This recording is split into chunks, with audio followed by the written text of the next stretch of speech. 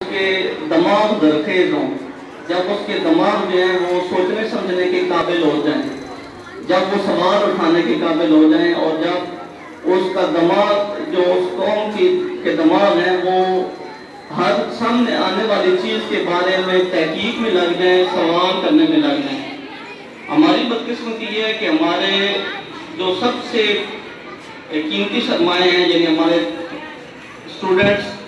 وہ اس حوالے سے بہت پیچھے رہ رہے ہیں۔ ان کے اندر سوال کرنے کا جذبہ یا سوچ یا اس حوالے سے زرخیزی بالکل ختم ہو چکی ہے۔ تو آج کا دن میں آپ کو اس طرف لانا چاہوں گا کہ کیوں نہ ہم ایک مقصد اپنے سامنے لے کر آئیں۔ کوئی بھی بڑا مقصد حاصل کرنے کے لیے 3 سٹیپس ہوتے ہیں۔ پہلا سٹیپ ہے ایک قرارداد سامنے رکھنا، ایک سوچ سامنے لانا۔ دوسرا نمبر ہوتا ہے اس کے لیے جدوجہد کرنا یا کام کرنا، اور تیسرے نمبر پہ پھر منزل آتی ہے جو کہ حاصل کی جاتی ہے۔ آپ پاکستان کے حوالے سے دیکھیں تو 23 مارچ 1940 کو ایک قرارداد پاس کی گئی، پھر 7 سال اس کے لیے جدوجہد کی گئی، اور آخر میں ہمیں ہمارا پیارا وطن پاکستان مل گیا۔ تو اگر ہم پاکستان کو اب ترقی دینا چاہتے ہیں تو ہمیں اس حوالے سے بھی چھوٹی چھوٹی منزلیں طے کرنی ہوں گی، چھوٹے چھوٹے مقاصد سامنے لانے ہوں گے، اور پھر ان پر عمل کرنا ہوگا۔ تو میں اسٹوڈنٹس کی توجہ چاہوں گا اس حوالے سے کہ آج ہم اس حوالے سے ایک چھوٹا سا کام کرتے ہیں۔ وہ یہ کرتے ہیں کہ ہم دماغ کو زرخیز کرنے کے لیے کوئی قدم اٹھاتے ہیں۔ ہم کوئی ایسے سٹیپس لینے چلتے ہیں کہ جس کے نتیجے میں ہمارے دماغ زرخیز ہوں، ان کے اندر تحقیق کا مادہ جو ہے وہ سامنے آئے، ہمیں سوال کرنے کا ڈھنگ آئے، سوال کرنے کا جذبہ آئے، اور اس کا جو نتیجہ ہوگا وہ انشاءاللہ ہمارا پیارا وطن جو ہے وہ ضرور ترقی کرے گا اس کے نتیجے میں۔ تو آج میں آپ کے سامنے جو مقصد رکھ رہا ہوں وہ یہ ہے کہ آپ سب نے خود سے ایک وعدہ کرنا ہے۔ اس حوالے سے میں آپ کو گائیڈ لائن دینے کو بھی تیار ہوں، اور وہ یہ ہے کہ تمام اسٹوڈنٹس نے خود سے ایک وعدہ کرنا ہے کہ آپ نے ایک کتاب پڑھنی ہے، بس ایک کتاب جو آپ کے نصاب سے ہٹ کر ہو، وہ آپ نے پڑھنے کا آج سے وعدہ کرنا ہے۔ اور آج کے دن کو آپ 23 مارچ 1940 کا دن سمجھ لیں۔ جس طرح 23 مارچ 1940 کے دن کو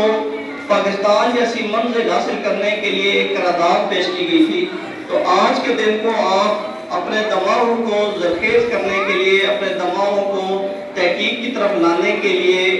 ایک قرارداد کا دن بنا لیں۔ اور یہ قرارداد کوئی آپ نے کھڑے ہو کے پیش نہیں کرنی، کوئی کسی کے سامنے عرض نہیں کرنا ہے، بلکہ ابھی بیٹھے بیٹھے اپنے دل میں عرض کرنا ہے۔ اور اس کا پہلا سٹیپ کیا ہے؟ اس کا پہلا سٹیپ یہ ہے کہ آپ نے ایک کتاب جو نصاب سے ہٹ کے ہو، اس کو پڑھنے کا خود سے عرض کرنا ہے۔ اس کا اگلا مرحلہ جو ہوگا وہ یہ کہ آپ نے کیا پڑھنا ہے، اس حوالے سے میں آپ کی مدد کرنے کو تیار ہوں۔ جو بھی آپ میں سے یہ قرارداد اپنے ذہن میں پاس کرتا ہے تو وہ میرے پاس آ سکتا ہے، میں انشاءاللہ آپ کو گائیڈ کروں گا کہ آپ نے کون سی کتاب پڑھنی ہے، اور پھر آپ نے اس کتاب کو مکمل کر کے دم لینا ہے۔ یہ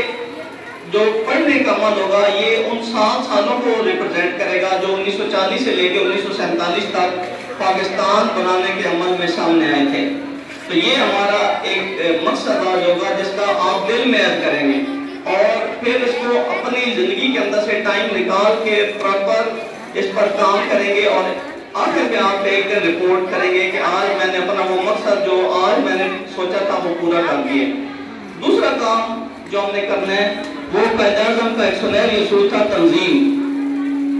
تنظیم جو ہے یہ انسان کو کوئی بھی مقصد حاصل کرنے کے لیے بہت زیادہ مدد دیتی ہے۔ تو میں جتنی بھی اسٹوڈنٹس جو یہاں پہ ایک کلاس میں پڑھتی ہیں اور آپس میں فرینڈز ہوتی ہیں اور ہمیشہ ساتھ رہتی ہیں، ان سے میں کہوں گا کہ آپ آپس میں ایک چھوٹی سی تنظیم بنائیں۔ جتنی بھی اسٹوڈنٹس ہیں، ہم نے یہاں پہ یونین بنائی تھی لیکن وہ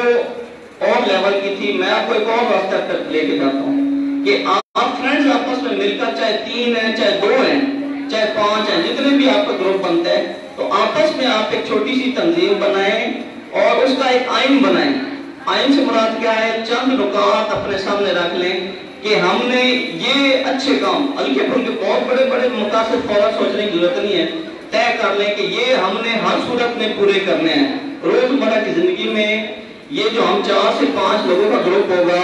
ہم نے فلاں کام کبھی بھی ادھورا نہیں چھوڑنا ہے، یا فلاں عادت جو ہے وہ لازمی اپنانی ہے۔ اس حوالے سے بھی میں آپ کی مدد کرنے کو تیار ہوں کہ اگر آپ کو ذہن میں نہیں آتا کہ ہم نے کیا کرنا ہے یا کیا کرنا چاہیے، تو آپ اپنا ایک گروپ سیٹ کریں اور پھر آ جائیں، انشاءاللہ آپ کو گائیڈ کیا جائے گا کہ آپ کیا کچھ کر سکتے ہیں۔ اور یہ جتنی بھی یہ جو دو میں نے آپ کے سامنے ایک طرح سے قراردادیں رکھی ہیں یا جو ایک سوچ رکھی ہے، اس کو اپنے ذہن میں سب رکھیں اور اس پر عمل کرنے کو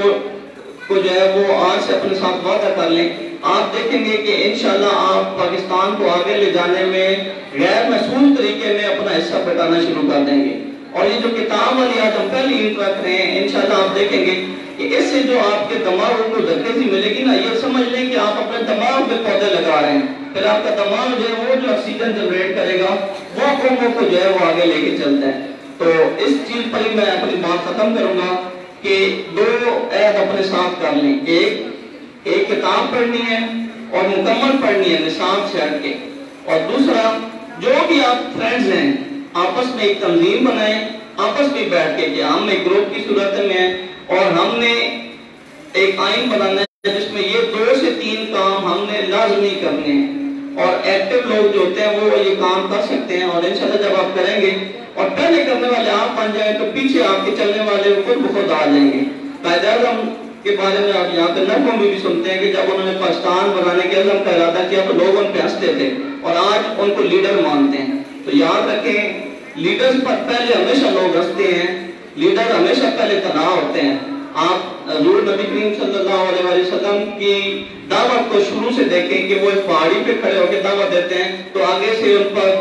ہنسی ان کو ملتی ہے، ان پر طنز کے تیر برسائے جاتے ہیں، وہ اکیلے ہوتے ہیں، پتھر کھانے والے ہوتے ہیں، اور کچھ عرصے بعد وہی سارے لوگ ان کے سامنے سر جھکا کر کھڑے ہوتے ہیں کہ بتائیے ہم نے کیا کرنا ہے، آج سے آپ ہمارے لیڈر ہیں۔ قائد اعظم کی مثال، نیلسن منڈیلا کی مثال، تو یہ آج ہم نے کام کرنا ہے، اور یہی پر میں اپنی بات ختم کر رہا ہوں، اور میں دیکھوں گا کہ آپ عملی میدان میں کتنا آگے آتے ہیں۔ ایک طرفہ بھی اگر آ گئی تو سمجھ لیں آج کے دن کا میں نے اپنا کام کر دیا۔ شکریہ۔